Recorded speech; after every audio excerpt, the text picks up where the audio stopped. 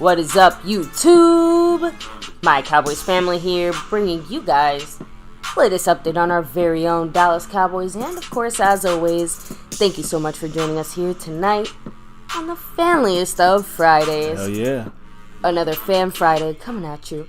So on your way in, make sure to take a second to hit like, subscribe, hit that notification bell, follow us anywhere and everywhere at MyCowboysFamily, and hop into our Discord. The link for that's in the description box down below. Fan Friday time, guys. We're going to give those Fan Friday shout-outs. But first, let me just open it up by the man who pre-streamed some love here, Dwayne Broussard, the top dog. You know it. And also, he actually had a thanks as well to one of our earlier videos. Again, one of the Cowboy Quickie videos. Check him out if you missed them. The wife putting her 2 cents in on a bunch of topics. Really, forget about the off-season stuff going in the future here and what we expect here in training camp and beyond. So check those out, those quickies. I think we got 8 more videos, 8 more days. So keep checking them out. Put your 2 cents in there. You can even comment in the shorts as well. Great stuff there. Much love to Dwayne Broussard, the top dog, DB. But we have other people to shout out here, baby. The people that make the world go round. As you can see, the sponsor of the week is the same as our stream boss, Mark Hovsepian. Much love, all the way from Hawaii. Woo!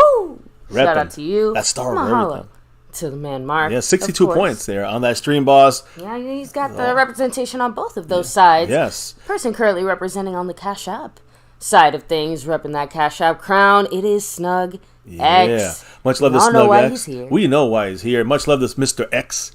If you look at the above board, that's the overall board. Snug X is in second place overall, first place on the Cash App side.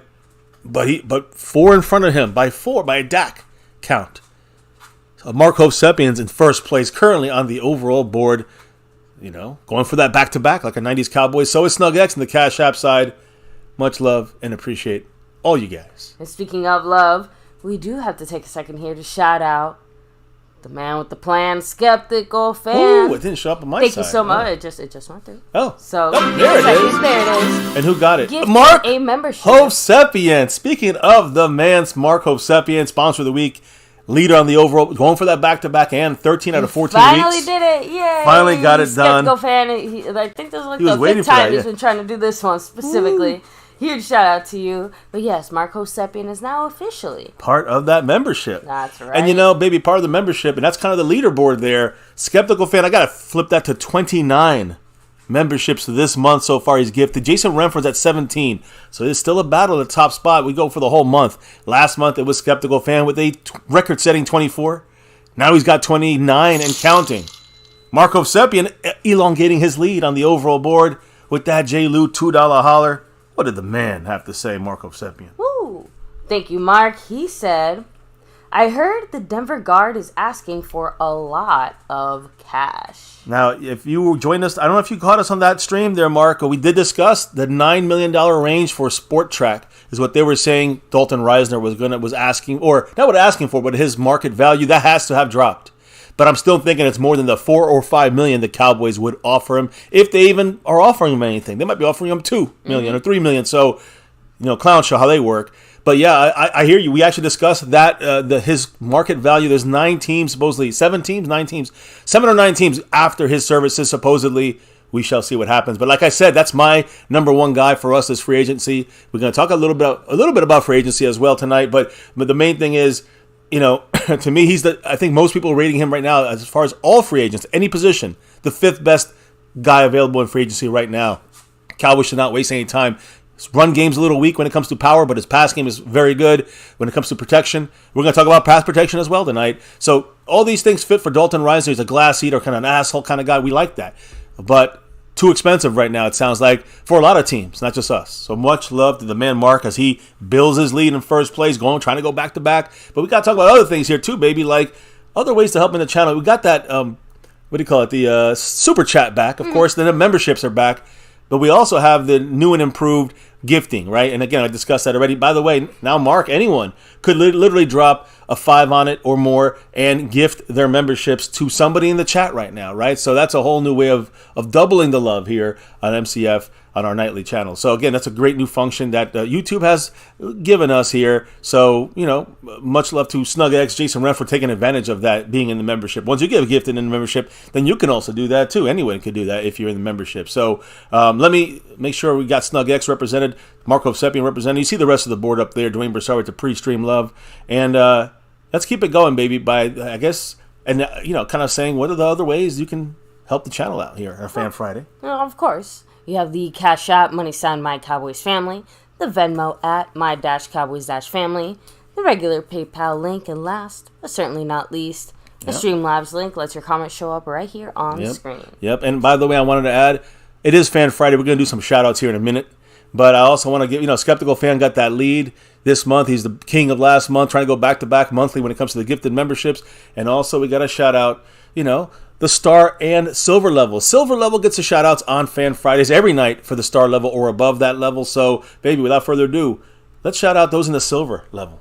Thank you to Jason Renfro, Tatiana, A. Lavelle, and the Q-Man, Justin Quarles. Yeah, the Q-Man, Justin Quarles. Don't forget also in the star level membership, you got Dwayne Broussard, Mary Alvarez, LC, Lincoln Kane from Australia, and the man staying skeptical. Skeptical Fan. Much love to all 8 of those, more elite members here, as we like to say. Intro level is the Navy Blue crew.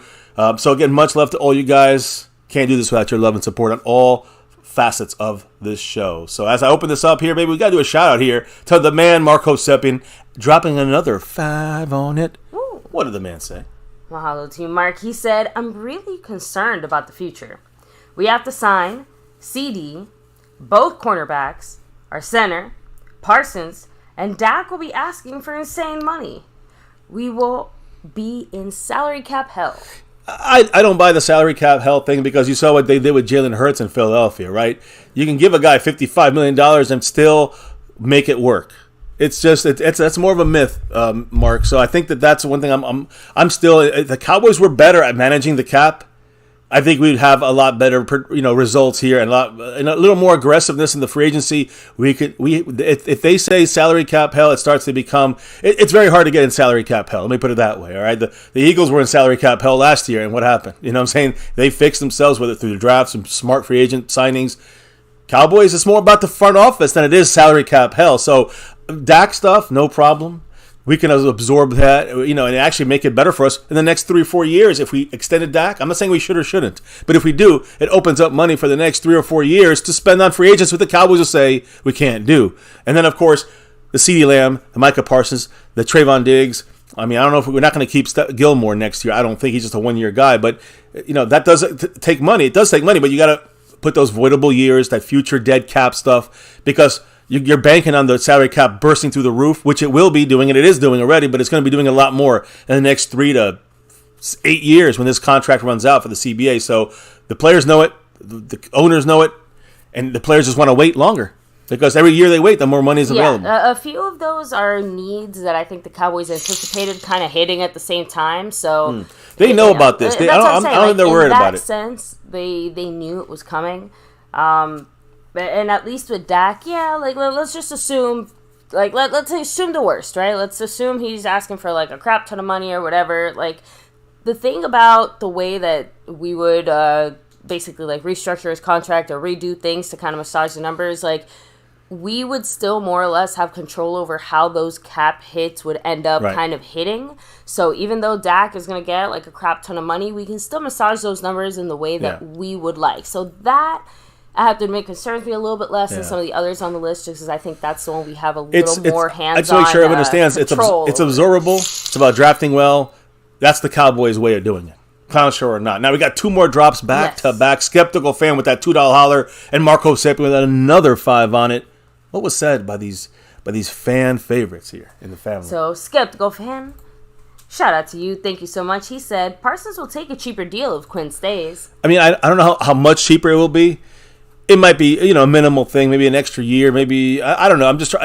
I'm not sure if he's the kind of, again, any person, when you're the best at your position, I mean, I don't know about that team deal still, but I think that with Micah, you can work out, again, you got to remember, is he going to be paid linebacker money or edge money? If he's paying edge money, they ain't no team-friendly deal. Like the Cowboys, well, let me put it this way. If it's linebacker money, there ain't no team-friendly deal for Micah. But if it's edge money, which it probably will be, maybe just a little bit more than the highest paid guy in the league. I'm just saying, instead of a lot more than the highest paid, maybe a little bit more than the highest paid guy. If it's the edge rushing, if it's linebacker money, he's taking that all away, and he's not giving any, and he shouldn't give any team friendly deals or anything like that. So what did the man Mark Hovsepian say? He's 72 points, by the way. Ed Too Tall Jones, as I like to remember it. Mark Hovsepian, 72 points. What did he say with that $5 holler? The issue is those other guys mentioned are all top 5 at their positions, and then number 1 in Parsons' case. That's premium money. They aren't just solid, they're elite. And that's where I see Micah Parsons, CeeDee Lamb. But I don't see that with necessarily Trayvon Diggs yet. Maybe he's playing for that. The Cowboys might be thinking, well, if that's what he's going to go for next year, they'll let him go. I don't know. That's why maybe they haven't signed him. But they try to sign him now. The players want to wait it out now. It's the players that want to wait it out because they're probably not going to get as much money as if they get through another good year and then bank in the next year. The risk is injury. Then their money drops a little bit at that point. So, but I hear you guys. A lot of money there. Cowboys still kind of holding back in it. But if you want to open up money if you want to pay Micah and you want to pay CeeDee and Trayvon Diggs and all these guys, again, you know what you do? You extend Dak Prescott. I'm just saying, if you want to open up money to cover these guys, absorb their hits, you want to give Dak Prescott the extension. So the next 3 years and 4 years, which you're going to be absorbing the CeeDee, Trayvon, and Micah money, the next 3 or 4 years, guess what happens? We got $40 million open every year because Dak's getting $15 million a year on the cap. In his pocket, who cares? He could get $1 billion for all I care. But on the cap, that's what I care about. And the way that you massage it right, you're going to have to pay a lot, $60 million maybe of dead money after he's gone from Dallas, possibly, right? In 5 or 6 years from now. But yeah, you can make moves now with the guys you have and build for that. That's the way it's kind of got to be. You see that with Jalen Hurts' deal. You see that with Dak's deal. Even this current one he's on, right? Mm-hmm. So you got to push that forward until, roll the dice. You get a Super Bowl or 2, before the contract is up, so to speak. Anyways, we didn't even start our show yet, right? Mm-hmm. But great questions by the family. Oh, we're kicking it off with a bang. Yeah, much love from the drops and any other. Again, I don't know if we even did the shout-outs yet, baby. I think I'm going to go ahead and do the shout-outs here in the chat right now. And then, yes, we're going to jump right to it. Obviously, you might hear some of the things we've already touched on in the sense of, in more detail, obviously, because we touched on a few things I'm sure we'll be touching on again later tonight. Well, we'll touch on these Shout out to Rolando Rodriguez in the chat. Much love. Daniel Berry Sports, what's up? Of course. Mahalo to the man, Mark. Nate Rosario, hello and hi. I have to admit, the only Transformer I know is Bumblebee. That's about it. Brandon James Shea, what's up? Brandon. He said no Zeke. Oh, so Zeke's a little bit of a topic tonight. Skeptical fan always. Staying skeptical. Always. Mark Hovsepian, always. Just the love and support, man. Truly appreciate you. $5 holler up to 77 Tyron Smith points. What did the man from Hawaii, Mark Hovsepian, have to say? Oh, so he said, I would normally agree with that, but you're looking at 5 players, not 2 or 3. And as mentioned, these are all top 5 guys. Diggs will demand top 5 money. See, the way I look at this is that when you give Diggs a contract and CeeDee Lamb a contract and Micah Parsons a contract, I think that when you take those contracts, they're going to be kind of some dead money in the end of these things as well. And Dak's money won't hit yet, I think, by the time the dead caps hit. And then after these dead caps are up with Trayvon, Micah, CeeDee Lamb, then the Dak money is going to hit. I think after that. Like, it could be pushed 6 years down the line, Dak's money, if you're extending him. And it just seems like we're going to have to get a year or two of from shitty hit years, right? In like 2030 or something. You know what I'm saying? Like 2028, 2029. We're going to take some hits there. But then the salary cap will be huge. The absorbing of those $60 million dead hits is very absorbable, is my point here. Mm-hmm. When you have a salary cap that went up $40 million every year for the last 6 or 7 years. That's kind of the way I think the Cowboys are looking at it. We'll see if that strategy works out. Can't forget the franchise tag, as well. No, I'm just saying, we to keep some of these guys. We obviously have the tag option as well to kind of put a bit of a placeholder on one of these guys. So, another good one there. Another great question by Marco Sapien. Good comment. And thank you, Mark. Yeah, appreciate that. With the shout outs, I don't know if we're done yet. I wasn't done. I just want to make sure to read his comment. But we have, let's see, Skeptical fan, of course, always staying skeptical. Yes. Stephen White in the house. Hi. Manuel Lopez, hello and hi. Let's see. Bruce got the Toxic Juice representing. Thomas Garrett, the Superior. Garrett, landlord from Wakanda, what's up? Much love. See, House Nelson in the house. Freedom First coming through. First again. And there we go. I think that's everybody here. So we're going to get this thing kicked off here in a second. Happy birthday, by the way, to a hip-hop legend, Tupac Amaru Shakur. Tupac Shakur would have been 52 years old. 52 years old today. Damn. All eyes on me. 52 years old for Tupac. I can't even imagine him being 52. Now, I'll shut up because we got Marco Seppian dropping that 1-2 Pac dollar holler. Woo! What did big man Mark have to say, baby? Mahalo Mark, he said, not trying to be a dick. It's a good problem to have. So, true. And, no, it is. It means you got a lot of good players, right? Definitely not taking it that way. But exactly. Like, these are like I said, these are the types of problems we want.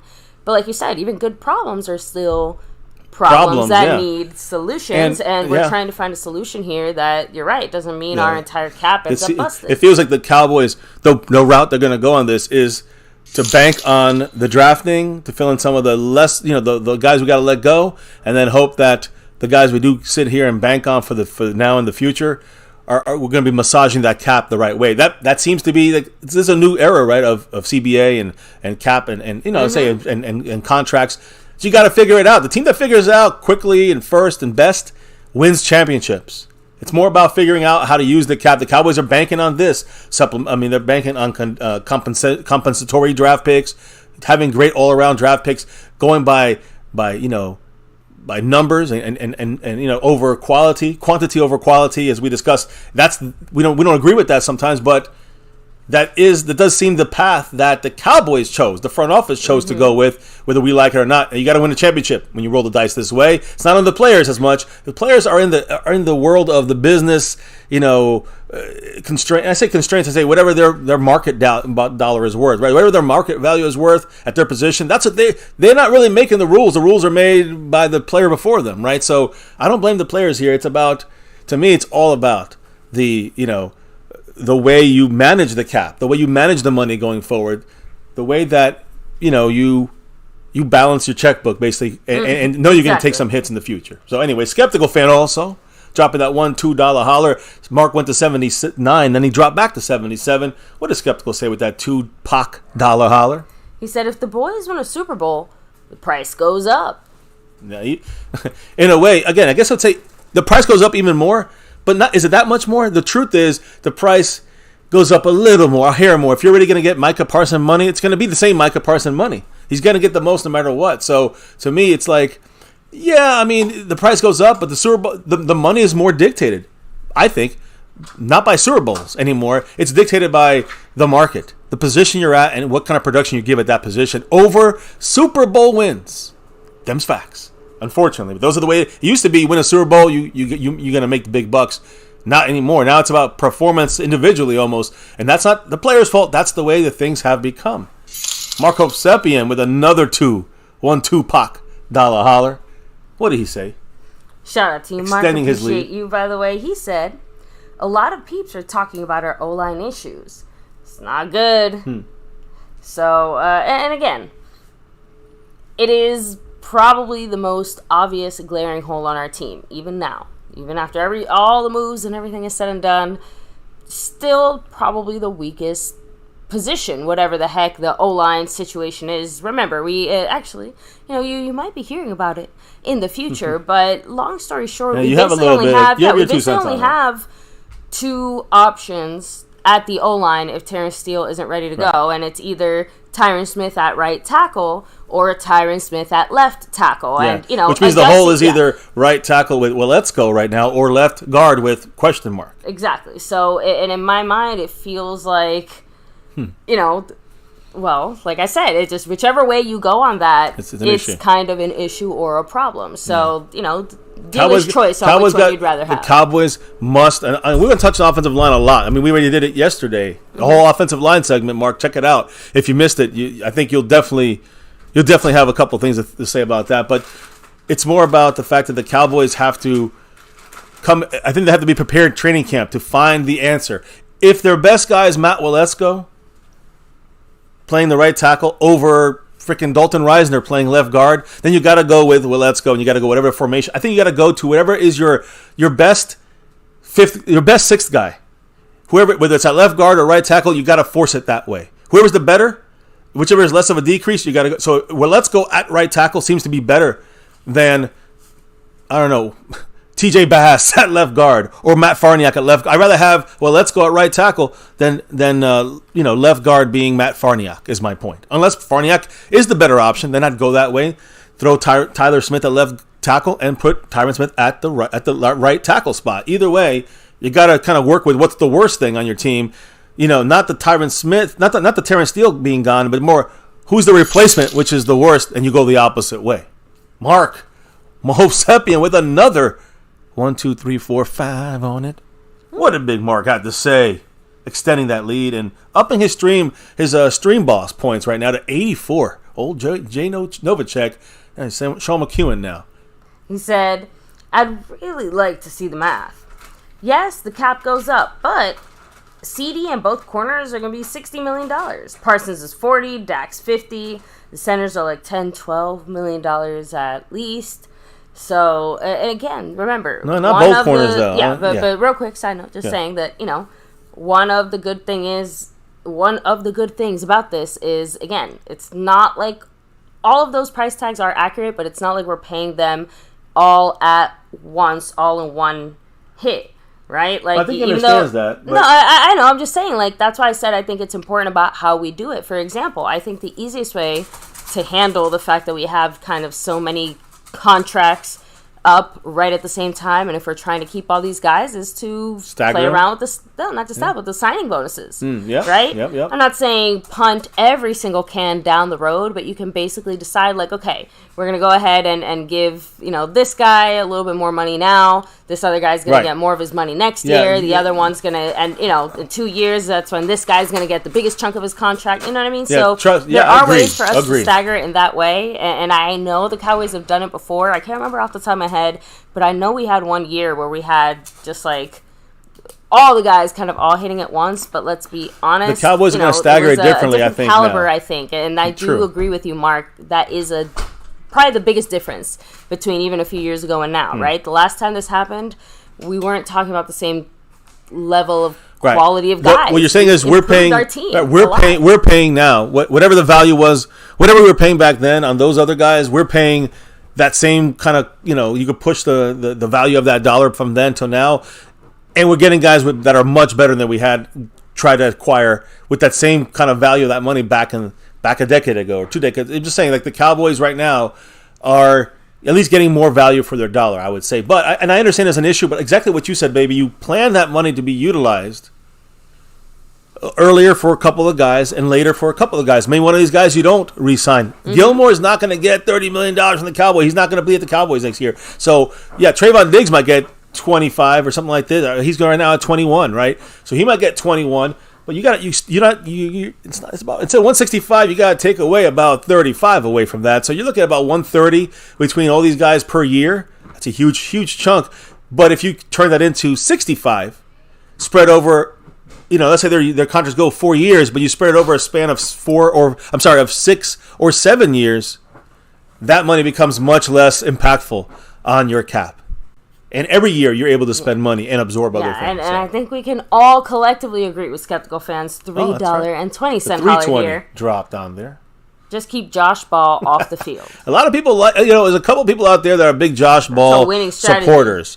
We got to give him a fair chance. I think we got him a fair chance, but I don't expect him to win the battle. I think at guard, he's got a lot of lacking there at guard or tackle, and this is his 3rd year of NFL football, so he needs to shit or get off the pot. And I think that this will be the year you'll see if the Cowboys going to use him a lot. We'll get a lot of usage and see and see he don't step up, he's off the team or practice squad type of guy. He's a failure. He's a bust for what they were feeding us when they drafted him in the 4th round. He was supposed to be a 2nd round guy. Well, we haven't seen anything 2nd round close to him. Well, let's go. Was supposed to be a higher rated guy. I believe he's much better than that 5th round grade, and most people agree with that. But we still got to see it. He has a better chance than Josh Ball to show up, in this training camp and in this season, and beyond. Yeah. But anyways, ready to get rolling?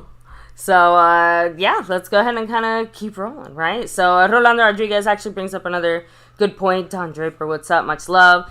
He said, O-line's an issue. There's an issue of being one-dimensional as well. So, Rolando Rodriguez saying, understand, you don't take a home team discount. You can make more money on endorsements or other things. So, again, they're just saying. But they don't equate that. But we're not, I have to admit, I don't think we're necessarily seeing that type of let's call it a Cowboy benefit. I don't really see that reflected in any of our recent contracts. Yeah. Just throwing that out there. All right. Anyway, back to you. Baby. Rolling Let's on go ahead here. Officially kick it off. All right, it's officially kicking off. Again, I said about the Tupac birthday, 52 years old. Deion Sanders, right? Deion Sanders, guys, former Cowboy, of course, probably the greatest cornerback in NFL history, but he may have to have his foot amputated. Yeah, horrible news. Yeah, guys. Deion Sanders, again, left foot, had some issues with blood flow and losing toes. Now it's gonna look like he's gonna lose his left foot.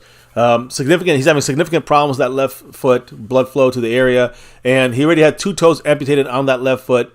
He allowed a camera crew document this. Some people might have seen this in the past. Mm-hmm. His surgery. Now they're following him around here at the Colorado football facility. So a vascular surgeon said that his blood pressure measured in his lower leg had been previous than the last time he had checked his blood pressure in his arm.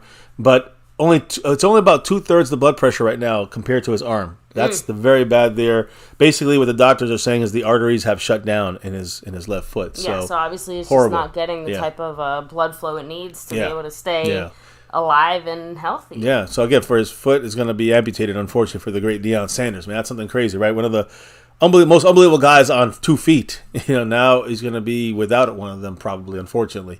Now, during the draft, there was a big discussion about Jalen Hyatt from Tennessee, a wide receiver, rookie. And he was right there for us to grab, and we did not draft him in the, I think, 1st or 2nd round. And he got eventually drafted by the New York Giants. So, there was a little video out before that, kind of with Robert Prince from the Cowboys. He's the Cowboy wide receiver coach, and he was talking to him saying, we got to see you run routes properly, and he was kind of joking with him. Yeah. A lot of people took that and kind of made it kind of a bigger deal maybe than it really was, saying that the Cowboys were out on him. Now, look, we don't know if this is an issue or not. Was it the Cowboys are messing with him or not, the Cowboy coaching staff? But here's the deal, guys. Now reports out of the New York Giants team is that Jalen Hyatt has been working, quote, mostly with the Giants' 3rd team. He's a highly drafted guy. He's working with the 3rd team throughout these offseason practices. He's reportedly, by the coaching staff and others, having an uphill climb to see any kind of consistent playing time this year. This year he's going to have problems being on that field. Jalen Hyatt is what a lot of the Giant the word is coming out of New York. So a lot of people who observe the Giant practices says that it's hard to see a substantial role for him with the Giants this year, even without injuries. So that's a lot of hits right there. I guess the reason the Cowboys laid off is true. There's something still developmental, maybe slower than him. He's not worth that second round grade or third round grade. But the Giants wide receiver coach Mike Roll said that he's been impressed with his route running abilities, which was the big hit by the Cowboy coach Robert Prince. That kind of made a joke about it, tongue in cheek. It wasn't like a serious, like angry kind of thing at him. But again, they were saying the Cowboy receiver coach had some issues with him. Maybe they were doing their job right. Maybe they know what was going on, and they said, hey, don't risk it with Jalen Hyatt right now. Who knows? Just want to throw it out there. Now, moving on to staying in the NFC East, the Eagles, they have new coordinators on offense and defense. They have a new offensive coordinator. He's been with the team before. This is Johnson. And they got a new defensive coordinator. Two new guys with, that role, right? But the Eagles are going to go without minicamp. They're not even going to do minicamp this year, guys. That's kind of really strange. That is very weird. So, especially when we have two new coordinators that got to kind of get to know things, got schemes and stuff. I mean, all right. I have no problem with that. And finally, in the NFC East, this is going to slide right into Cowboy news. But the Washington Commanders have, quote, been quietly making some preliminary inquiries behind the scenes on who? A running back. One of many running backs available, but Kareem Hunt. Very good running back, with Kansas City, Cleveland. We know he had some issues there, but the point is, the Washington Commanders, number one, they have a lot of running backs already. They got three. They got Gibson, and they got Robinson in there. Two guys that are, looking at a really good crew of running backs. Now they may be adding Kareem Hunt. If that happens, expect one of those three guys to be cut. Is that an option for the Cowboys to pick up one of their guys there after training camp ends? In one of the cuts? Maybe. And then you got to look, again, I want to make sure I reiterate this, baby.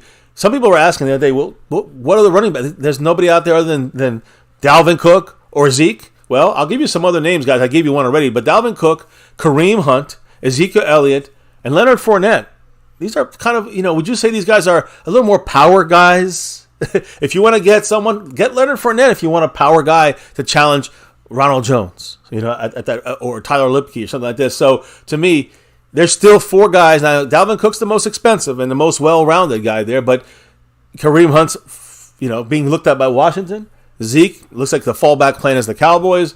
Fournette, nowhere to be found yet. So I'm just saying, we don't know what other things are going on with them, but my only point is that's why these running backs aren't being signed. There's a lot of running backs like them out there right now, and there's no even a demand for them at this moment. So Cowboys, I'm going to talk about how maybe it does make a difference. Because the way of Schottenheimer's kind of run game, they like to use maybe power guys over speedier guys. That's the way Schottenheimer has been good at when devising running plays and in the running game. That's where his specialties are at.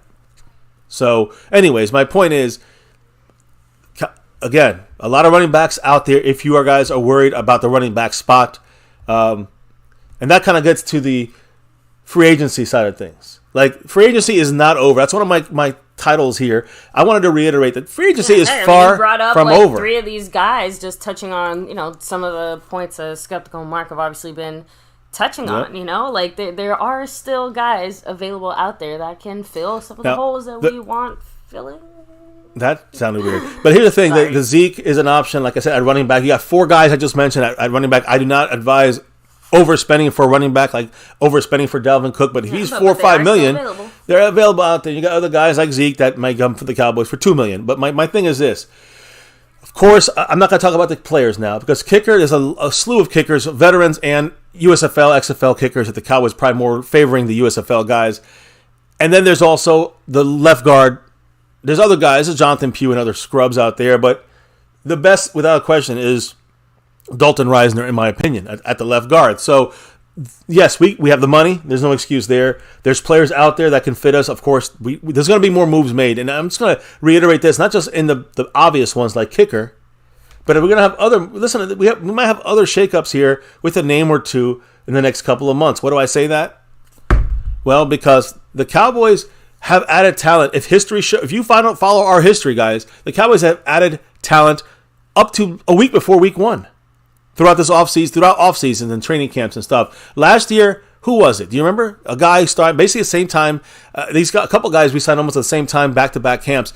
Anthony Barr last year. Anthony Barr, guys, was not signed until July 29th. I mean, a year earlier. I feel like 12 hours before training camp. Training camp already was going. Oh, okay, there you go. So I figured this something like that. And a year earlier, almost to the exact day, Malik Hooker was signed in the same situation. A couple days into camp, he was signed. Fashion. Very similar in the beginning of camp. So expect another guy, whatever name you want to throw in there. Maybe Dalton Reisner is the guy, but expect a guy signed right before training camp or in the first week of training camp. How about that? The first couple of days of training camp, I would not be surprised to see the Cowboys. We see a need on that field when you get the guys on that field, and you see the hitting, a little hitting here and there. Then you see what you can do and what you need a little bit more, from a veteran perspective out in free agencies. I think the Cowboys will make another move somewhere in that 2-week span of when, July 24th, maybe a week earlier, maybe a week later. But I think the Cowboys will make a move for a kind of a known guy, Malik Hooker, Anthony Barr, Dalton Reisner this year. Why not, right? So that's something to keep in mind, right? Also, Kevontae Turpin was added a day before Anthony Barr was. As a specialist for USFL, a lot of work done by McClay. If we get a kicker, don't be surprised if it's done around the same time in a similar fashion from a USFL type of kicker. Now, Brett Maher wasn't added until 2 weeks before the end of training camp. Remember that? Or 2 weeks into training camp, I guess. And had a good season. Again, we know the playoffs. We don't want to talk about that. And what happened after training camp ended, baby, last year? After we added Barr and we added Kevontae Turpin, and we talked about the year before that, we added Malik Hooker. We brought in offensive tackle Jason Peters. Now, of course, we had an injury, like Tyron Smith, so that obviously prompted that move. But Jason Peters was the guy we picked up there and helped Tyler Smith in a big way. He was added September 5th, and then go back all the way to December, baby. All the way into December. Who was picked up later on in the year? T.Y. Hilton. Of course, we made a trade for Jonathan Hankins in October. That was a big move for us. As you can see, it's a huge move going forward with us. Inspiring confidence by the front office, saying, hey, you know what? Maybe solidifying the interior with run stoppers might be a good damn idea after 20 years not doing it. Well, there you go. Now we got, not just Hankins, but Mozzie Smith and beyond. So, but I kind of go back to T.Y. Hilton. I mean, another guy we added in December for a quote-unquote playoff run.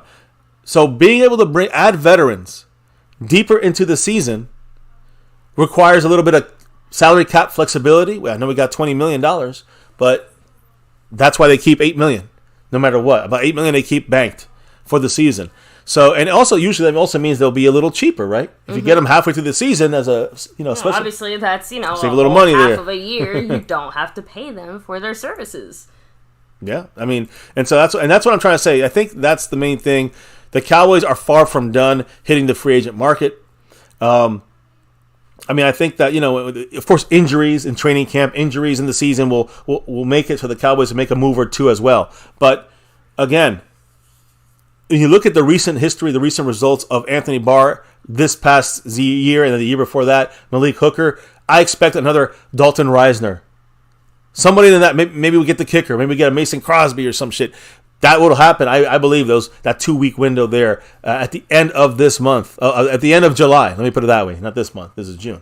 But the end of July. So I don't know if you guys have any thoughts on that. But, that's the way I look at it, whether it's a kicker, whether it's a left guard, whether it's, other places that could be a Houston out there, right? Just in Houston. You guys throwing out there, Zeke isn't getting any love, right? He's one of those guys that is just sitting there, available, waiting for somebody to grab him. And again, it would probably benefit or behoove the Cowboys if we wanted to, right? To grab a Zeke, we basically have all the power. So it's. I'm just saying, it's in that scenario, that is obviously one where we would probably stand to benefit more than other moves just because of those circumstances surrounding that and the fact that we'd be able to get him for around $2 million. At least we that's the thing. To get him around the guys that we signed at that time frame at the beginning of the camp, Barr and Malik Hooker, these guys were like $2-3 million. So you're looking at Zeke at that time, he fits that price frame as well. That range. So there you go. So Eric Wallace, what's up? Hello and hi. Let me see. Ronald Rodriguez saying, why haven't the Cowboys signed a kicker? Special teams before training camp practice? Who needs to practice, right? So, trust me, the fact that we still don't have our kicking situation worked out, it feels like the Cowboys are personally trying to offend me. Like they came to my house and kicked my dog or something.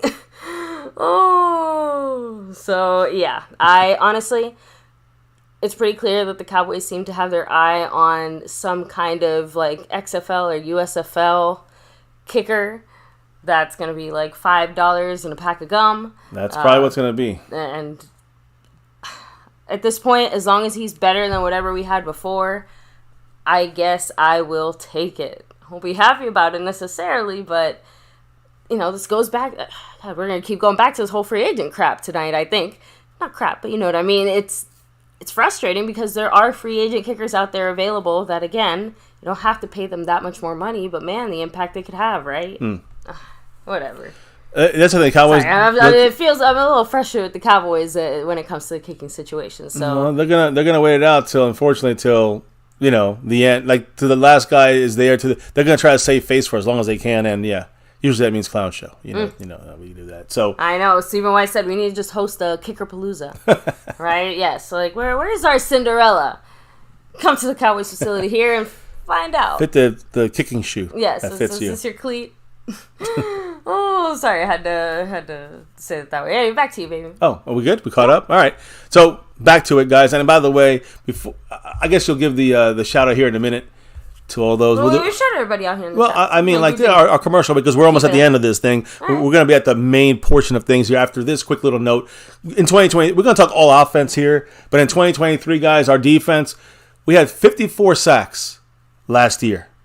All right, that was third best in the NFL, and we were one sack behind the Niners, 55, and that would have been a tie for second place, of course. But the Eagles, I think, were first. But what is this unit going to be able to do, guys, when you got, of course, like I said, Mozzie Smith to help stop the run, and you said that today in our video, and also someone like Gilmore in the secondary, the leadership, but also the coverage ability with Trayvon Diggs on the other side. How is that going to change things on this defense in a great way? Oh, you know it, guys. So when you look at the quarterbacks we got on our list upcoming this year, Daniel Jones twice, Kyler Murray, Brock Purdy, Aaron Rodgers, week 2. Justin Herbert. Jalen Hurts 2 times. Josh Allen from the Bills. And again, whoever's Sam Howell from Washington. I'm just saying twice. We got guys here. They're not very mobile. Well, I guess not all of them. But, Daniel Jones is sneaky fast. Sneaky running the ball. Kyler Murray, of course, fantastic.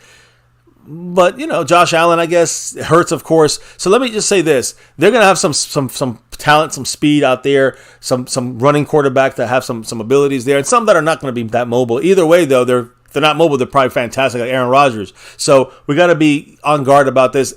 With our better coverage, with our now run-stopping upgrade, this defense is going to eat even more. There's no way I expect this defense to be top 3 anymore in sacks. I expect number 1 by this defense in sacks next year. And let them try to run. They can't run. It's done. Let them try to throw. It's going to be interceptions, turnovers, sacks, fumbles. That's the kind of defense I want to see. The Doomsday 2.0, baby. Doomsday Part 2. I want 6 and beyond. He said. What? Who said? What happened? I missed it. No, Mark Hosepian. Oh, I didn't. Just dropped it didn't show 5. Anything. Oh, it didn't show yet. Okay. Sorry about that. Yeah, Thomas Garrett also said, by the way, he's going to the Jets-Cowboy game. Ooh, week 2. Yeah, a quick little sidebar here, I guess, before we do our little, like you said, commercial break before we wrap things up tonight. Let us know in the chat if you guys are going to any of the games this year. Yeah, we're going to week 7. Not week 7. I don't know if it's week 7. I say week 7. The Rams game. Yeah. I don't know what week it is. I say week 7. 9, no. I don't know. I'll check in a minute because we do have the list. I think it is before the... No, it's after the bye. Here it is. Boom. Isn't it? Yeah, it's right after the bye. Week 8. So week 7. It's our 7th game. Week 8. That's the plan going forward, guys, for us. If we can make the game at all, we'll let you know more information on this here. What is that? Right before Halloween, October 29th. Mm-hmm. So look for MCF coming to Dallas, stomping and repping that star over everything. Ooh. And there's Mr. Marco Sepian. What did the man say, baby? With that 5 on it. Now we're getting into the meat of the discussion. I hope Mark's here for this because we're going to discuss the new offensive kind of differences, I'm going to say, going forward. Baby, what did Mark have to say? Yes, he said, way I see it, Jerry Jones is a clown, as he will use money for a bunch of $2 million a year dicks. Combine that money, nab a guard now, before the small pool of, decent guards just dries up. I mean, it's freaking crazy. It's already dried up. I was going to say, there's only a few drops left in this puddle, and the Cowboys are just watching it all evaporate away. You know what that's called. You know that's called. And Mr. Marco Sepien sees it and knows it. I've said it before.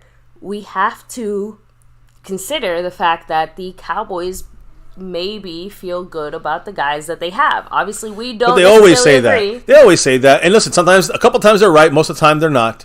I know, but even I have to admit, if the Cowboys are kind of waiting to make a move, maybe later on or whatever, at least when it comes to the O-line, I just don't see it happening as much as I do for possibly other positions. No, we know kicker. We know that a couple other spots in this team they're going to be kind of tightening up. Maybe a little running back, right, with Zeke or someone. But that could be the limit of the Cowboys signings here. They will sign others, but I'm hoping for someone like Reisner. But after Reisner, you got Jonathan Pugh, which is Pugh to me. He wouldn't be worried. I'd rather just go with Farniok at that point. Reisner's a real deal starter, 4 years in the league. So, look, I'm with you, Mark. It's the way the front office runs it. We got to hope they do the right moves and back into lucky shit like we did last year in a lot of things. So before I keep going, okay, hit up the chat and we're going to give our commercial break here before we do our finale. Voodoo out for much love. You said you mean the Doomsday 3.0, right? Yeah. So I guess Garrett's also going to be at the Cowboy-Carolina game. Awesome. So Stephen White throwing out there, Mozzie will be the new Manster. Randy White, that's the hope. That's the expectation. If he can do that, we're rolling. We're rolling with Mozzie. Rolando Rodriguez said, My Cowboys family, can MCW take a picture of Deuce when you see the Cowboys to see how tall he is? I mean, you'll be like 3 inches shorter than him, so I'll be towering over him. It'll be scary. Me next to him, he'll be like at my knee. But he could kill me on a football field, that's for sure. So, baby, before we go any farther, of course, much love to the sponsor of the week, Mark Hovsepian, trying to go back-to-back. He's currently, as you can see above my head, the leader on the overall board. Yeah, he's re-upped himself on the Stream Boss there. We're up to 86. Yeah, that's a Luke Schoonmaker now. Much love to Mark Hovsepian repping it there. He's dropped the love tonight, and he's got that lead extended tonight here. With others dropping the love like Dwayne Broussard and the Great Skeptical Fan gifting memberships. So appreciate you guys up on that board as well. And then you can't forget why he does it, baby. SnugX, much love to the king of the Cash App, SnugX.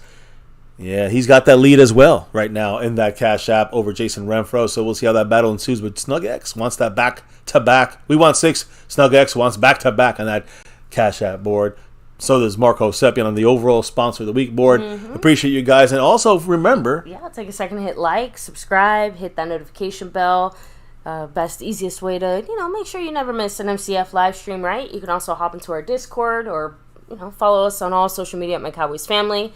And there's a few other ways to drop the love besides, the memberships here or the super chats gifting and all that. The memberships. We have, of course, the Cash App, MyCowboysFamily, the Venmo at My-Cowboys-Family, the regular PayPal link for our international friends and stateside, of course, and last but not least, Streamlabs link. It lets your comments show up on screen, just like a super chat. Good to go. So, and of course, guys, seriously, huge shout out to everybody here hanging with us.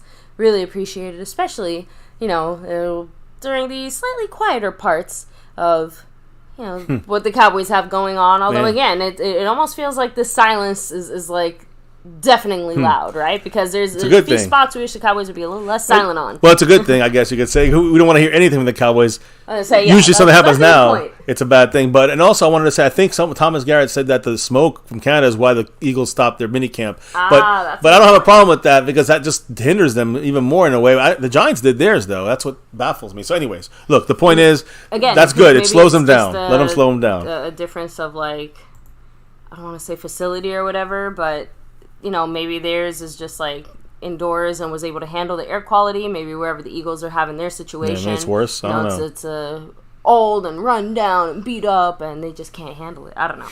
So anyway, Frame Rippers, take it easy. Go ahead, lay down, lay back. Take care. Yes. Rest those eyeballs. Yeah, you want to listen to us. You can keep listening. In fact, this is the meat of everything. If you guys are wondering what we're going to do with McCarthy's offense, and again, we've had multiple streams this last 2 weeks.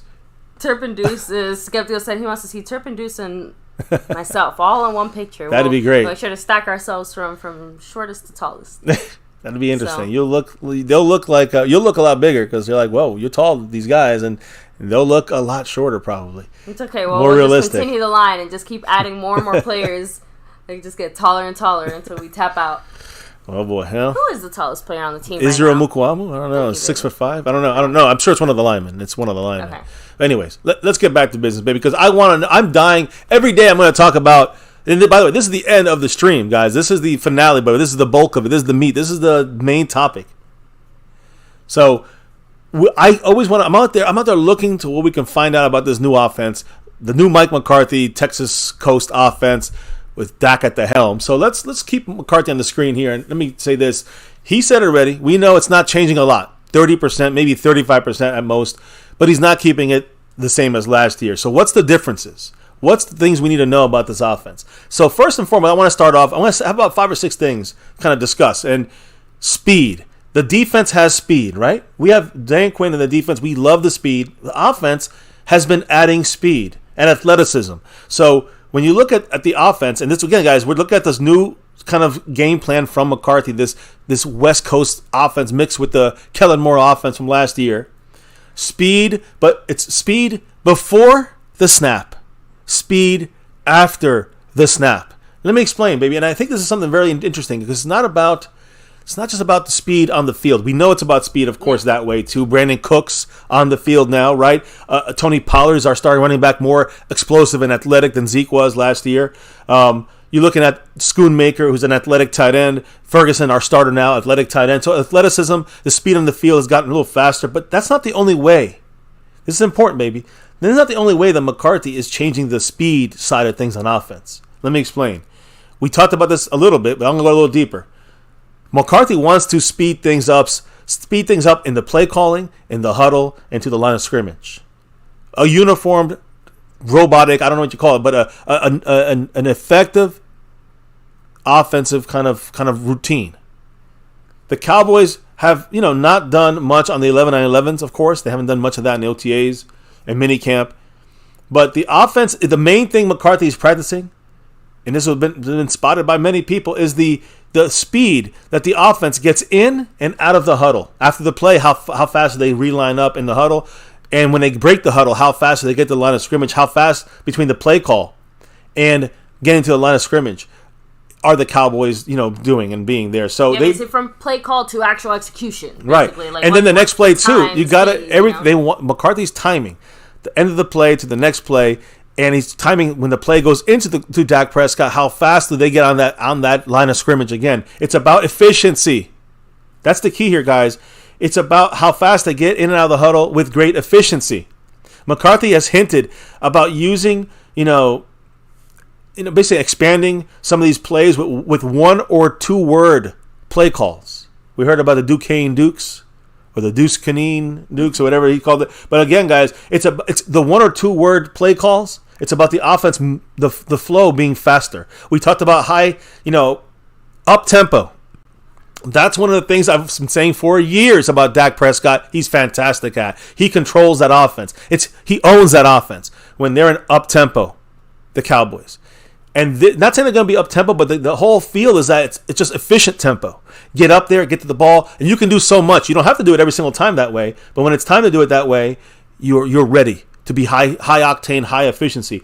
That's what you're seeing from practice right now. McCarthy, he's timing the play call, how fast they get in and out of the huddle. That's major for efficiency in the regular season and beyond. Yeah, and then Stephen Cactus G both brought up the fact, let's go 6'7". Yeah, he's the tallest guy. He's, I think, the tallest guy on the team right now. So there you go, 6'7" and 5'4". That's the 7 foot. Yeah. So anyways, I don't know if you guys are following me here. I hope, because I think it's a big deal that the quickness of you'll see the difference in the huddle and in the way they go in and out of that huddle. You should see a big difference in that with McCarthy's offense and game plan. This is, you got to understand, guys. It allows the offense to play at a faster pace. This is what I've been saying for years. We got to get the high tempo, up tempo. Yeah, it basically allows us to stay in that kind of up tempo type of offense, and it keeps it flowing much more smoothly. It seems like you saw Aaron Rodgers do this to us because of McCarthy's play calling. He got us. How many times have you seen Aaron Rodgers almost 2 minutes absolutely murder a team? And not only that, it's not just the 2 minutes. It's also just getting up to the line of scrimmage on the first play, and the next play he'll go up there, get under the center, and guess what happens? Penalty. by the defense. We've had that happen, but he's done it to multiple teams. Guys, the faster play, the faster pace was a core component in McCarthy's offenses in Green Bay, and it often led to offsides penalties by the defense. And just so you're playing that way, you play it and you perfect it, the defense won't be ready when you pull it out the bag. And that's the point. So it allows the offsides penalties from the defense, which then allows a free play for the quarterback. And then you got home runs hit, right? So again, you can take a risk deep and not really be a big risk at this point because it's a free play. So the speed of the players on offense, the speed of the play call, the speed of the efficiency of the offense from the play call to the field, all this is important. So keep that in mind. Okay, that's one of the differences in this offensive game plan. Another difference, not difference, but another, I guess you could say it's different. Change, well, yeah, but it's a difference because of what we saw last year with Kellen Moore forcing his game plan. This has been more of player-approved changes. It seems like the scheme is fitting the players like the way the defense and Dan Quinn fits the scheme around his defensive players. McCarthy has remained adamant that it's not going to be revamping the offense, all right? But he's making tweaks. He's making adjustments. We talked about the 30% difference, of course. You know, he said about 70% is the original offense, but the differences could be in the play, in each play. It could be a 30% change in each play. So the point is the changes are being, again, you look at all the route options being scrapped. That is a change that's happening in every single passing play. So you got to look at it like that too. Again, it appears that the changes that are being made have been universally agreed by many of our main players. You talked about the main guys that agreed to this were more of the run game guys, with Dak Prescott leading the offense, but you had Pollard, Zach Martin, Tyron Smith, and others, Tyler Smith, talking about they love and they sign off on this I guess you get the run game side of things, really, but the whole offense and the play calling of McCarthy. Offensive coordinator Brian Schottenheimer also mentioned that the tweaks that they're implementing on offense got, sign-offs from the whole entire offensive line. Prescott, Pollard, Zach Martin, Tyron Smith, Biadish, everyone. So they believe that the changes, the players themselves believe that the changes McCarthy and the rest of the coaching staff that they're installing is working for them, working for this offense, working to their skill set. That's important. Skill set. So, something Kellen Moore never could understand. Now, yeah, and that's what I was going to say. I do think that when we're talking about, core offensive philosophies, that's probably the biggest difference between McCarthy and Kellen Moore, right? We already know if they're keeping most of the things the same, it's not like McCarthy necessarily disagreed or didn't like some of the things that Kellen Moore was doing, right? Yeah. Clearly. So, but outside of that, what is the big difference between what Kellen Moore did and what McCarthy seems to want to do? And Kellen Moore absolutely had his scheme that he would fit the players into. But Mike McCarthy force them into it, I would say. Seems to want to build the scheme around the current abilities of the players. The skill set, exactly, of exactly. the player. If Pollard is not going to, again, that would be smart to not ground and pound Tony Pollard. If you're going to work his skill set, you want to find somebody else to do that. That's why we keep saying them. If you have another running back floating around, whether it's Zeke or whether it's Ronald Jones. I'm just saying.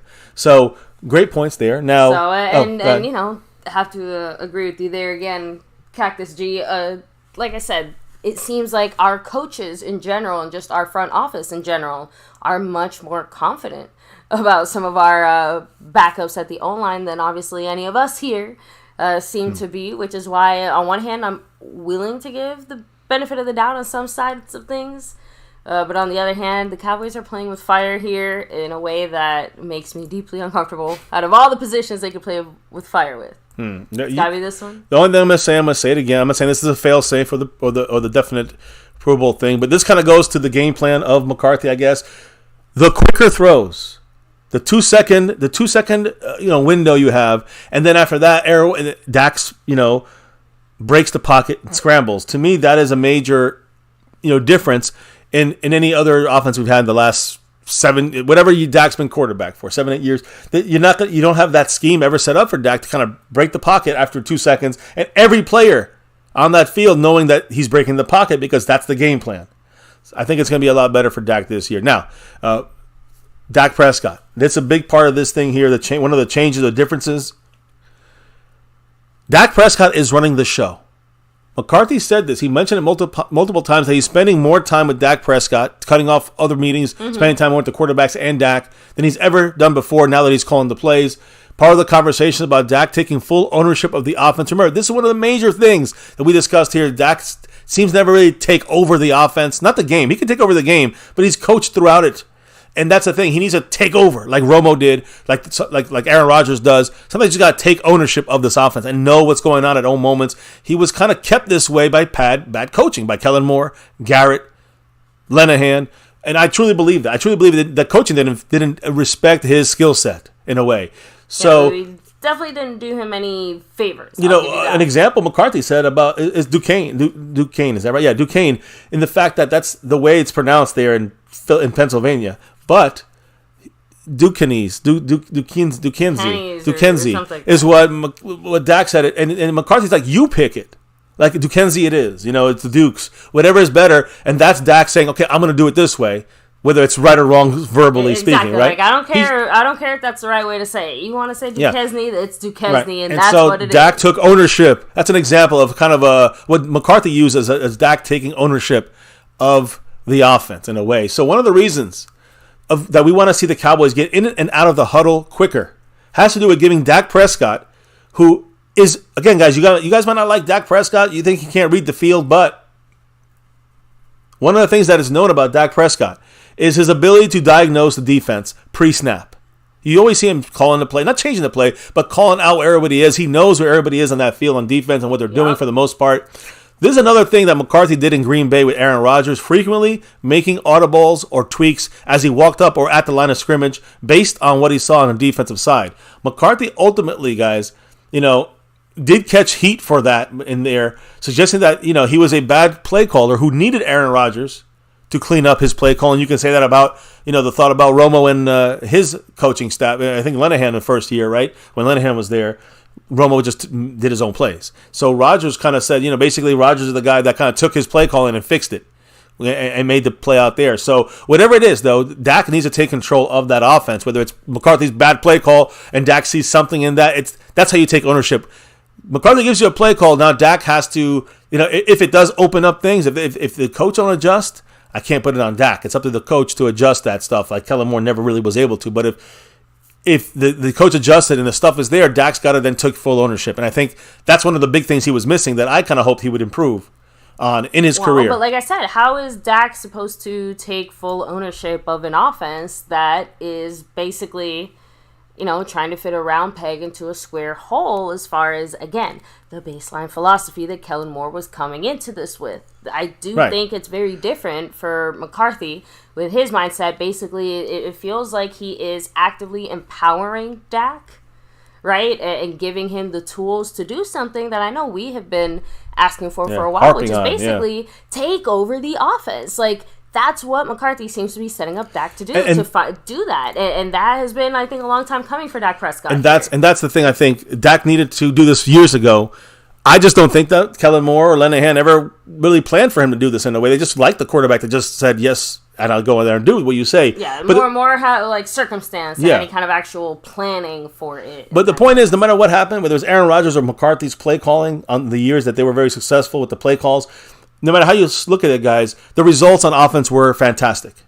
Maybe it was a mixture of the play call and the quarterback. But the point is, whatever McCarthy did, maybe he leveraged Aaron Rodgers' football IQ in a consistent level, in a consistent way, as a weapon against defenses. I don't know. But now McCarthy is trying to do the same thing with Dak Prescott. So keep that in mind. Running the show is Dak Prescott. Yeah, he's the one that got to take ownership of this. But it's about that, and also just the way that McCarthy wants to see Dak progress, and setting up the offense differently. Now, was one thing we got to talk about Dak Prescott, baby, and that is his leadership ability. Mm-hmm. I think we've always said this. No matter how you feel about Dak Prescott, Dak is a great leader on that field and off the field. But we're talking about on the field. Cole Beasley had a comment, and he said this about the best quarterback he ever was with. He said, quote, "Josh Allen is the most physically gifted by far. Everybody is different. Everybody has their thing." Then he continued by saying, quote, "Dak Prescott is by far the best leader I've ever played with. Dak's huddle presence is something that cannot be taught, and that says a lot." If this is, again, I'm just trying to say that is basically, by him saying this, it is,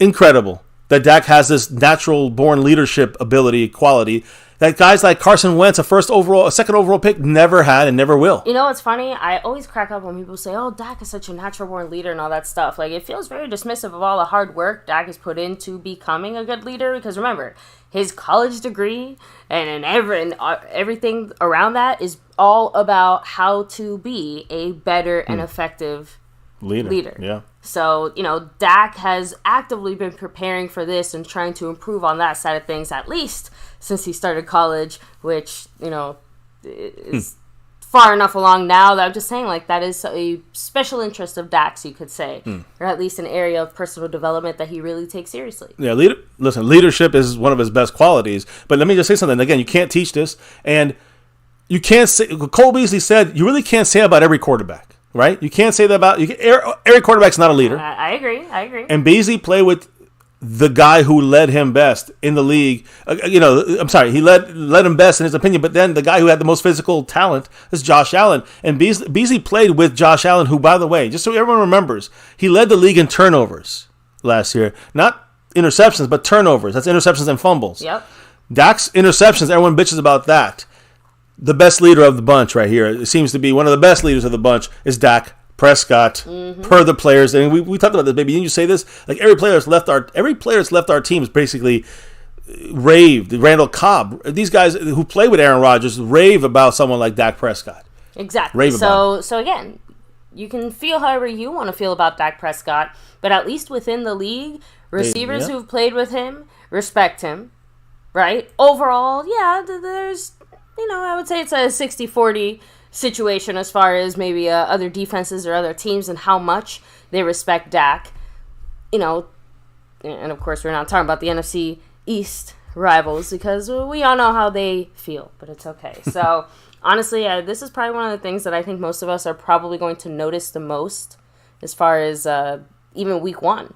Just to me, the impact that Dak's basically confidence, you want to call it, like the fact that Dak is going to be empowered and confident and able to kind of lead things and stuff. I mean, that's going to be a big boost to him. Yeah, that's going to be one of those things like that has a major trickle down effect on the rest of the offense. And it should fit his leadership. I mean, to him to take ownership of the team is more. I feel good with a leader like him taking full control of the team. I like that. So, and let me get a couple last things, two little last points. I think you got to look at this new offense from McCarthy, and I had Dak. In the pass protection side of things, he was under a lot of stress last year. Oh, yeah. But McCarthy is going to fix things by having the pass. We talk about the offensive line issue. According to most sources and McCarthy himself, pass protection will look different. It's going to be done differently. Can we have all the answers? Not really yet, but what can we expect? Dak had listen to this, baby. Dak had one of the longest time to throw the ball last year on all passing dropbacks. Now, again, Dak made most of that happen himself. We had a pass protecting offensive line that was ranked 28th by the end of the year. Not very good. Dak was under pressure a lot, but Dak, with a move here, move there, extended plays. So he actually was one of the longest times to throw the ball last year. And again, this includes sacks and scrambles, both these things included. So Dak made a lot of guys miss sacks and scrambled and or made plays from that pocket or breaking that pocket. So this has been historically, again, when it comes to Dak Prescott, he's one of the historically best quarterbacks when he scrambles, as far as production, not necessarily running the ball, scrambling to cause the play to go longer. And that's one thing I've been saying, baby, since day one. I've been saying, can we have him rolling out more often on bootleg kind of throws? They would, use Zeke when he was at full power and everyone's watching Zeke, linebackers breaking down on him. Then have designed rollouts. We didn't do this. So now we're thinking it's going to be coming because now with the time that Dak gets to throw the ball, whether it's own natural ability or, the blocking holds up, whatever it is, guys, Dak is very good at scrambling and breaking the pocket. Even with all of this, though, the number of scrambles he's had is in the bottom half of the league. That means that nobody in 7 damn years on that field has used Dak Prescott to break, not running down the field, but breaking the pocket in a scramble type situation. It behooves the quarterback and the offense for that to be kind of incorporated into the offense, and that's what we're seeing now with McCarthy. So the fact that he has when he scrambles, he's effective throwing the ball or running the ball when he scrambles, Dak. One of the best. And the production is fantastic when he scrambles. It helps the offensive line out when you scramble, when it's a known scrambling. After 2 seconds, Dak goes. Everybody knows where to go on the offense, and the receivers, the tight ends, the running backs. Everyone knows where to go. So to me, that's how you help the offensive line. The scrambling mindset, it's going to be something that Dak knows is going to happen. Scramble, he's productive. He's efficient out of the scramble. You get a high-paced offense, high tempo. These are the things it goes to Dak Prescott's skill set. That helps the offense. I'm not trying to convince you guys. It's just like 1 + 1 = 2. If we do these things, Dak will be more efficient. Our offense will be more efficient. New offensive line coach Mike Soliari is still figuring out who his 5 starters are. We know the best 5, though, right? But again, he's supposedly, here's the word, baby, he's introduced a lot of new techniques in pass protection. He's an offensive line coach. The running with Schottenheimer is kind of what we're talking about more. But baby, he's actually doing some new stuff in pass protection techniques per Tyron Smith, per Tyler Smith, per Zach Martin. So there's been emphasis on reducing the time Dak spends in the pocket is the change that's coming. Okay. And we know that Tyron and Zach already signed off on this. So everything matches up, guys. Reducing Dak's time in the pocket. Offensive lines had some issues. 2 seconds is all we need him to block for. Then you get Dak scrambling, breaking the pocket. He can run, go out of bounds. He can throw it, and you extend the play. This is all helping. And again, it helps. Why? It's true. This is why the Texas Coast is said here. This is the West Coast offense. Kind of the brainchild of a West Coast offense. You break that pocket and hit the big play if you can extend the play. The goal for Dak in the beginning, though, is like West Coast. You got to get the ball out quickly. You got 2 reads, and then you break the pocket. So yeah, the speed seems to be the main factor. Exactly. And again, the speed on the field of the players, but the speed of the read, the speed of the play. Again. Yeah, and even going back to some of the previous comments you made as far as what McCarthy wants, of people getting in and out of the huddle and getting the plays and stuff like that. Even the speed of acknowledging the play or calling the play and then going out and actually lining up, right? He genuinely wants Dak to take 2 seconds to call the next play, and then everybody 2 seconds later is already scrambling to go line up. So, obviously I'm being a little dramatic here, but my point is that speed here, right? He wants to play out efficiently, quickly, and he wants everybody out. Yeah, but when you look at the pass protection side of things, this is all going into it. So you got to have the pass protection is helped.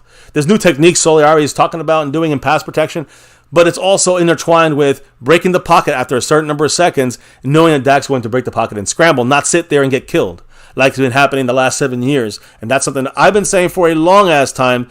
The Cowboys need to utilize Dak and up his skills, get to his skill set, up his efficiency. You up the offense if you do these things. So speeding everything up, maybe an offsides play here and there on the defense, free play, you go for a big one. Dak gets the ball out quickly, goes through his reads, gets the ball out quickly. If those things are not working, you got to figure the offensive line's breaking down. So it's already planned, it's baked into the offense that Dak's going to scramble. It's not because he's scrambling for his life. He's scrambling because that's the play design, because our offensive line might have some issues in pass protection. Almost like they want Dak rolling out.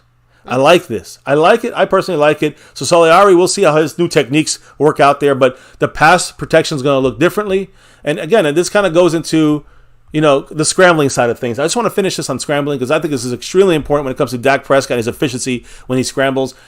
Dak Prescott has one of the longest times to throw, and I think that's going to be utilized when you get to scramble as well. It's going to extend the play. So in the Cowboys, you got to remember too, the Cowboys have appeared to introduce a heavier emphasis on pass protection with specifically the running backs this offseason. Running backs coach Jeff Blasco was the assistant offensive line coach last year, and it seems like he's trying to beef up the pass protection in the running back side of things. Again, Blasco was the offensive line assistant to what's his name? To Philbin last year, and now he's moved to the running backs. It's interesting, right? Lundewell started at offensive line. He's at tight end. Blasco's at offensive line. Now he's at running back. Yeah, but interesting. I'm assuming the blocking factor is obviously Yes. the biggest thing. There's obviously, I'm assuming, some kind of overlap or translation that can happen, going from the O-line to the RB spot. So. And RB spot's where I'm finishing this up, baby. The last thing I want to say about the change, the running kind of the running game plan. What are we going to do with this, right? We know our running backs, number one guy is right there, Tony Pollard. Schottenheimer has been known as a run game guru throughout his coaching career, all right? And he spent time, of course, with Soliari in Seattle together, right? They have a common ground in the run game side of things. And the run game is going to be revamped. It is, guys. It's going to be, there's new plays being designed. Now, McCarthy does install the plans, but he has guys like Schottenheimer, guys like Soliari working on the running game techniques and play calling. And let me rephrase it, not play calling, but the play design.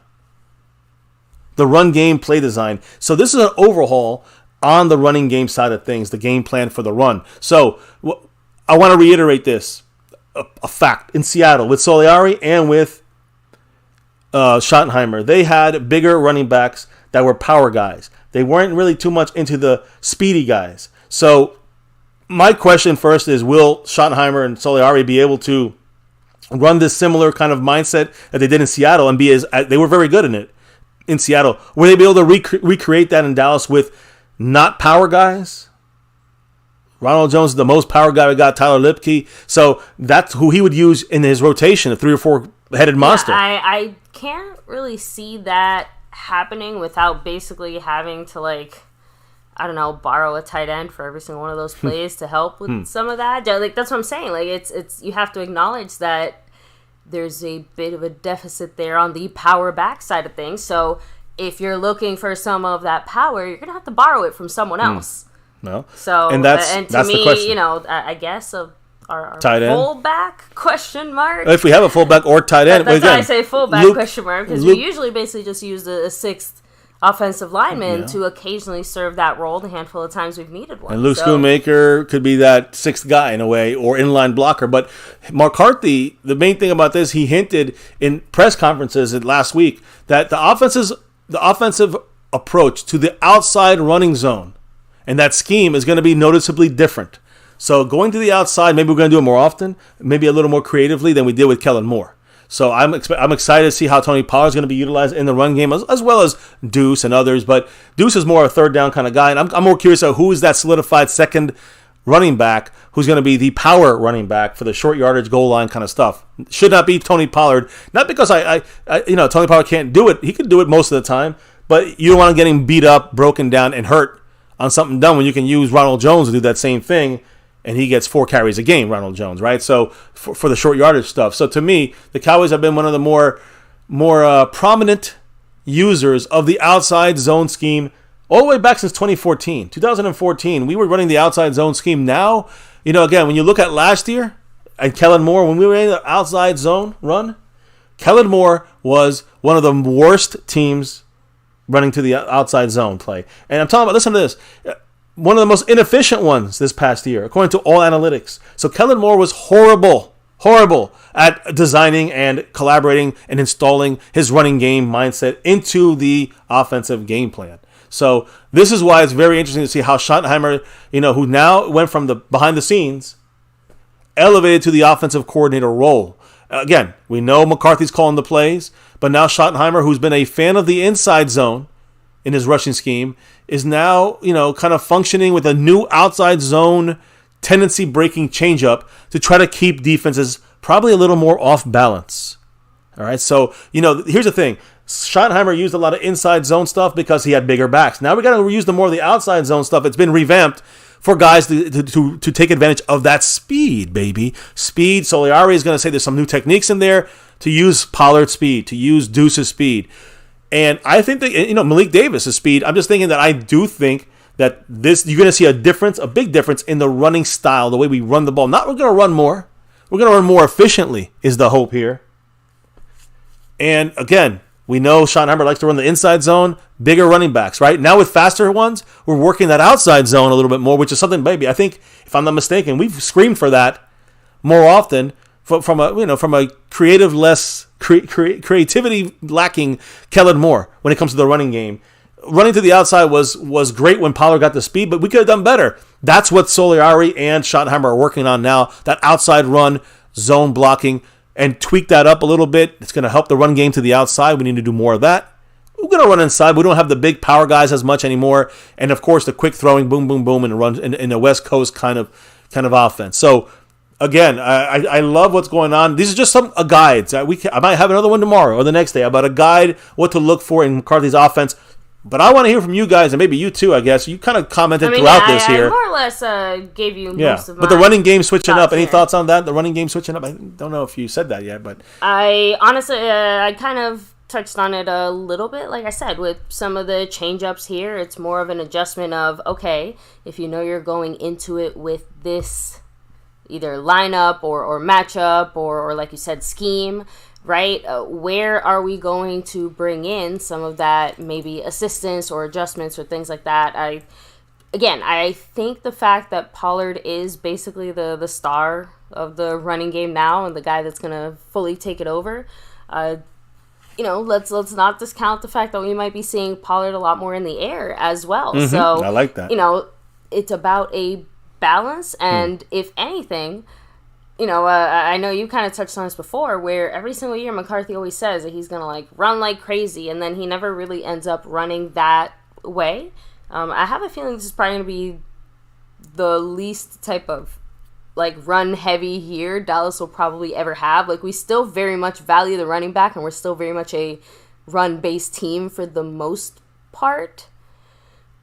Last year we ran the most. But that's what I'm saying. Last year we ran the most, we're definitely changing and moving away from that. And like you said, I would say we're now more of a Dak Prescott focused, team in the sense of things flow from him and less from our run game. That's what I'm trying to say. Before we kind of lived and died by how effective our run game was, and I think now it's going to be, a little more closely tied to Dak's effectiveness. I mean, Dak Prescott again when he's back there.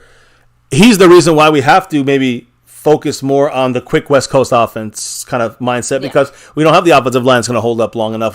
Dak is going to be more efficient breaking the pocket and spreading and getting out there. So these could be some reasons why you're seeing this kind of Tony Pollard not as run heavy. Last year he ran 48% of the time, which is very, very it's a lot of running last year. Yeah, and we usually ran 40% years before this. So last year we ran a lot more than we usually ever have, and one of the highest running rates in the league. So I think that's going to be less this year, whether it's 40 or 45% running, or maybe less. I don't know, but we want to get efficient running. We don't want to get silly, stupid, wasted runs. So that's my big thing. And look, one last thing about the running back spot before you hit the chat up.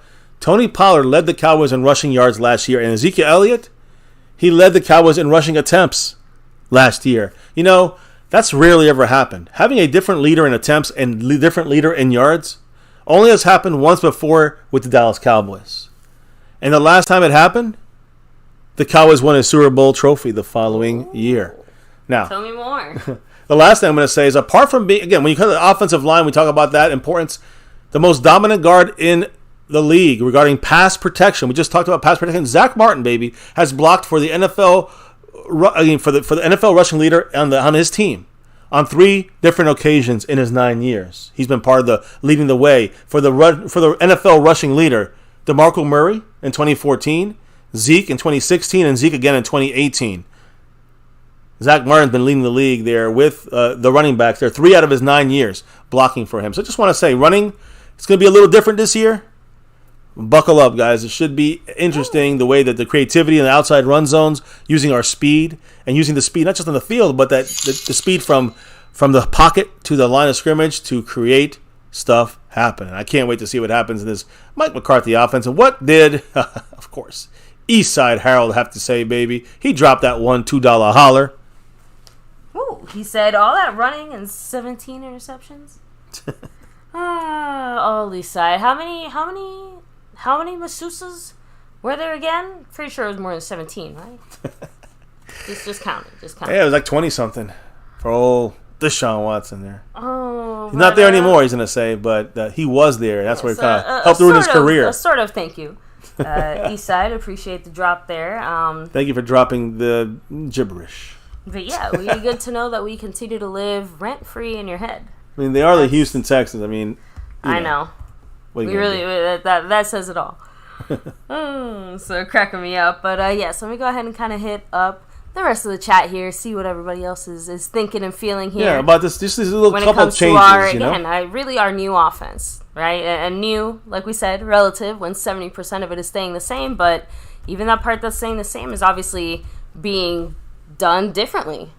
So, but yes, Rolando Rodriguez, much love, said the NFC East is the only division that has 2 quarterbacks with master's degrees. Dak and Hurts are very smart quarterbacks. Can't wait to see him play. That's a great point, right? You know, yeah, and not just that, but, you know, credit where credit's due. That is one thing that Hurts definitely seems to have going for him. He seems to have a really good team around him as well. But his IQ on and off the field, is why he is a little more special than just your typical like Eagle quarterback. And, you know, you have seen him make some pretty smart decisions. So, I mean, he can't help it. He got drafted by who he drafted, right? So, Boo the Eagles. Oh, but yeah, Brandon James Shea, take it easy. Have a great night as well. Skeptical fan, much love, right? Saying Eastside, it's past your bedtime. Exactly. Eastside's drunk with staying up late. Oh, cue ball rolling through, much love. Lost in translation. Hello and hi, Stephen White. Yeah. So, let me go back here. Cactus G saying, last season Beasley said that he'd come out of retirement to play with Dak again. So, yeah, that's how much he feels his leadership. That's the kind of guy that Dak is. So, and not surprising either because, again, Beasley was Dak's, like, first connection. His first safety valve. So, right? That little man in the slot. Those were the days. Rolling back a little bit more. Eastside, he saved me. Much love. Eastside, he's saying about Dink and Dak, but you're going to see a lot more of that this year with the quick shooting West Coast offense style. So get ready. You're going to see a lot of Dink and Dak and maybe a Dink and Dak Super Bowl. Honestly, I hate that because no one's saying that about Tom Brady. And yet that's, one of the things that made him so deadly. Like, obviously, he still hit you deep and did all those other things and stuff like that. But, man, just so efficient, consistently efficient. That will get you so much farther than big, giant chunk plays pretty much every single time, I feel like. Those are nice, too, though. Skeptical cracked me up. He said, I would never stay up late on an Eagles channel or a Texans channel. Exactly. You see what we're talking about here? Skeptical knows. Eastside's still trying to figure it out. So, no, I think Eastside figured it out. He just needs to accept who he's actually a fan of. He ain't rolling, he's trolling. Eastside. We want 6. You guys are hoping for 1. The Superior Garrett. Mark Hovsepian, of course, mahalo to you. Much love. Cactus G, take it easy. Have a great night. Bruce got the Toxic Juice. Much love to you. Dan Draper. We have, let me see, who else? Daniel Berry Sports. Oh, that's as far back as I can go. So, yeah, there we go. Cue ball. Bruce got so that's everybody here. Again, guys, huge shout out to everybody here chilling, hanging with us. If you haven't already, yes, take a second to hit like, subscribe, hit that notification bell. Follow us on all social media at MyCowboysFamily. Hop on our Discord. The link for that's in the description box down below. And obviously, we'll be back returning tomorrow for another live stream, guys. And we promise you will be seeing our beautiful faces here before we... Yeah, it's either Saturday or Sunday, I guess. We got a little vacation on Monday, so, we'll get closer to that. Maybe you want to remind them also about your yes, guys, we also have, for the next handful of days, Cowboy we'll be posting some Cowboy Quickies. So make sure to check those out, and most importantly, drop your thoughts in the comment section of those videos. Yes, the wife wants to know. Yes, and that might be featuring in the future as well, because this is kind of my little brainchild, my little baby. I love it. You're getting some people talking about it, baby. Yes. A lot of comments in there. So much love to you guys watching the Cowboy, the Cowboy Quickie here from the wife. And we're going to have 8 more coming down. You already 2 released, 8 more on the way. Every day, another one. While we're gone, you're still getting some Cowboy content right here in My Cowboys Family. So, and Mary Alvarez, much love with a $5 holler saying hello, everyone. Hope everyone's having a great night. And God bless you all. Much love, Mary. Baby, do you want to give her an update? Appreciate you, Mary. Yes, by the way, I know last time you were here, we told you the jerseys were percolating. Orders been placed. They've been percolating. Moshman is obviously going to send them to us as soon as he has them. It takes a little bit of time, but we should get it, hopefully. I think we caught Mosh at a good time, like timing-wise. So hopefully now, it doesn't take too long. Marks is in process and a bunch of others that we still have not been able to get to, again, because of the issue with the channel. But much love to Mary, much love to Mark. I know a couple other of our family members here, one, and then we'll be all caught up, and then we're going to start the new phase of the jerseys. As same things are going to apply in that star level. What's coming down the way here. So again, appreciate all you guys for being extremely patient with us, and go Cowboys, baby. Yeah. We're rocking in for another one. Cowboys. And Skeptical fan, I am not the shortest. I'm actually I want to say tall, but I'm relatively average for my family. But on my mother's side, my grandmother is tiny. technically, legally, could be considered a midget because she's like 4'9" or 4'10". Yeah, it's very short, tiny, very tiny.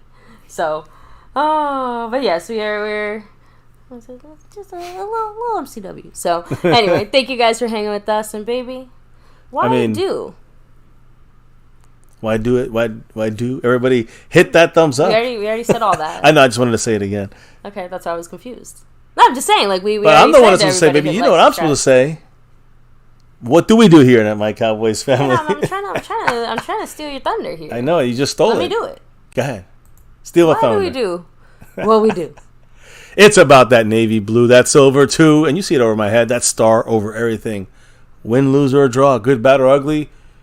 We want that 6 and beyond. We rep that star over everything. And here at My Cowboys Family, almost 6 years. Yes, we want 6. We're going to have 6 years on July 1st and beyond here in MCF, My Cowboys Family. 6 rings hopefully soon, too. That's the goal. Let's get that 6 and beyond. Guys, never forget the number one thing on My Cowboys Family here, now, and forever. As always, go Cowboys. Let's get that 6 and beyond. And beyond. Thank you for dropping your knowledge in the chat. Literally all night long. Can't do this without your guys' love and support. With the drops of love, we had Dwayne Broussard, Skeptical Fan, Marco Seppi, and Eastside Harold, even him. And Mary Alvarez dropping the love from above, whether it's been thanks, Cash App, gifting memberships, super chats. Appreciate every single one of you guys. Can't do this without you guys on a Fan Friday.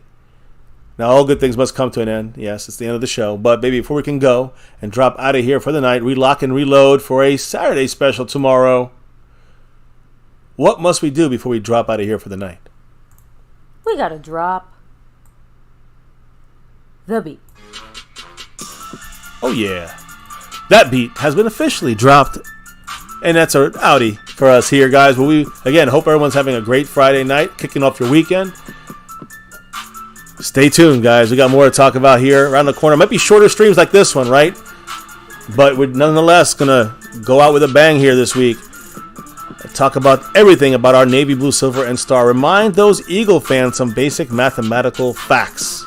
No matter where you are on this earth, planet, or universe, remind every Eagle fan. 5 is always greater than 1, baby. And don't forget to have them cry. Cry, Eagles, cry. You know how we feel here. Here, the wife and I, guys, saying goodnight. Another Cowboys chat. Here on MCF, My Cowboys Family. You know the deal. Fan Friday special, as always. Every Friday, you get those extra shout-outs. We discussed the play calling here with McCarthy, Schottenheimer on the left. Dak trying to get it all right here. Explain it, learn it, teach it, take ownership of the offense, the CD, Gallup, and others. Run game, pass protection. We talked about it all here and more, always here on My Cowboys Family. Join us tomorrow for more of this fun-filled fandom right here on MCF, where it's about that navy blue, that silver too, and that star over everything. Never, ever forget the number one thing right here in My Cowboys Family. Much love to everybody. Stay safe. Appreciate everybody here rolling with us on the nightly. Guys, enjoy the rest of your weekend. We'll see you back here tomorrow for another one. Have a good one. Stay safe again. Peace.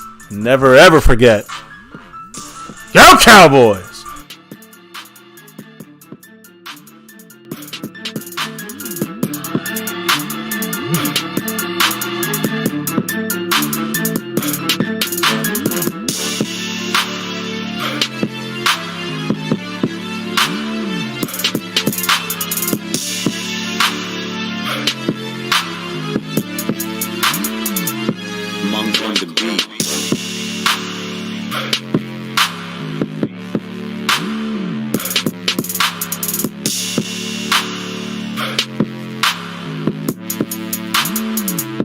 Monk on the beat.